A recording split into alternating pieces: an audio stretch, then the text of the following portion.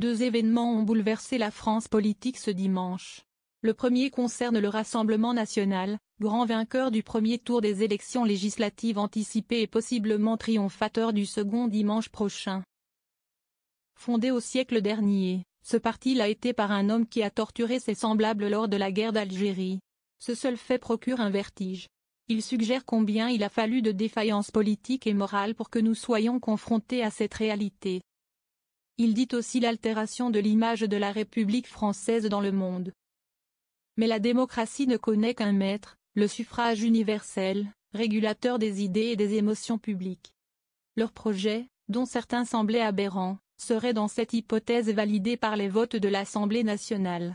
Et dans les limites que tracerait le Conseil constitutionnel, institution précieuse et intouchable, il formerait le cadre nouveau de notre vie sociale. L'autre événement concerne Emmanuel Macron. Sa dissolution est un désastre. Elle projette le pays dans un inconnu dangereux. Il devra s'en expliquer et justifier sa sottise.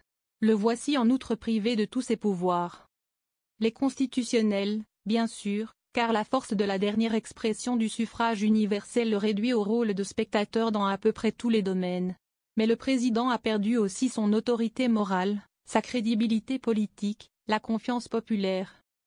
Pour résumer le tout en une formule, il ne possède plus rien qui permet à un responsable politique d'être écouté et donc entendu. La question qu'il faut poser sans phare à son propos est celle de son maintien à l'Élysée. Lui dit qu'il ira jusqu'au bout. Peut-être. Ce ne sera pas facile. À un moment, la question se posera peut-être de savoir si cela est souhaitable. Il faut, enfin, au bout de ce dimanche historique, évoquer un dernier point.